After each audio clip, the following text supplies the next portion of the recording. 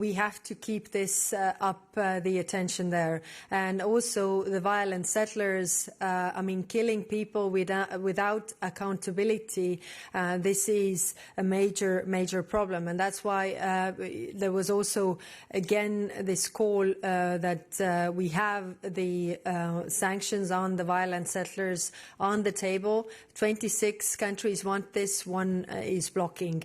That is the sad reality that we have. On the military action, and the goals of this military action need to be, given by those who have started this war. Europe is not part of this war. We have not started this war, and the political objectives are unclear. Of course, we talk to different parties.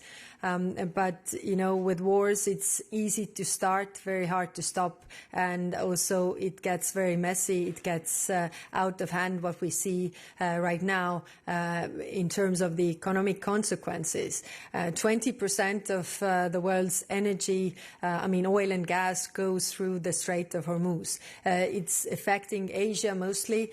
Fertilizers are going through the Strait of Hormuz. It's affecting, Asia, but also Africa. If we don't have fertilizers now, this year, we will have a famine next year. So it is a very, very big and war with many consequences, and that's why we are also reaching out to our partners how we can collectively really, convince the warring parties to stop. So we are working on that. Looking at the time, we'll have time for last question. Thomas. Thank you. Thomas Kutschka, Frankfurter Allgemeine Zeitung. While you were talking, Iranian Foreign Minister Araghchi said that the Straits is only closed for Iran's enemies. Could that be a basis for a diplomatic solution? Yes, this was also the discussion that we had with Foreign Minister of India. As I said, we are working on the diplomatic solutions. Now, the problem is, of course, it's also there are so many players at stake when it comes to the shipping. You have the insurance companies who are also reading papers and saying that, there's a huge risk, so the prices go up.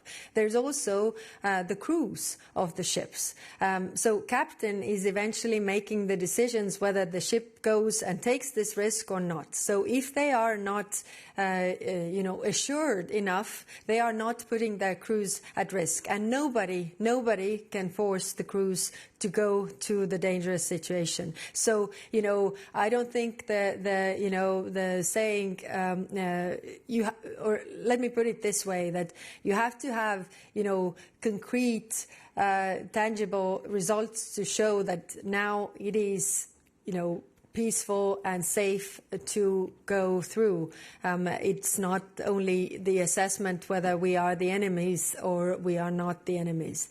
It is very complicated, and definitely all the European support for a diplomatic solution.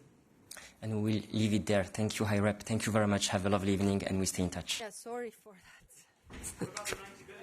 Yeah, thanks.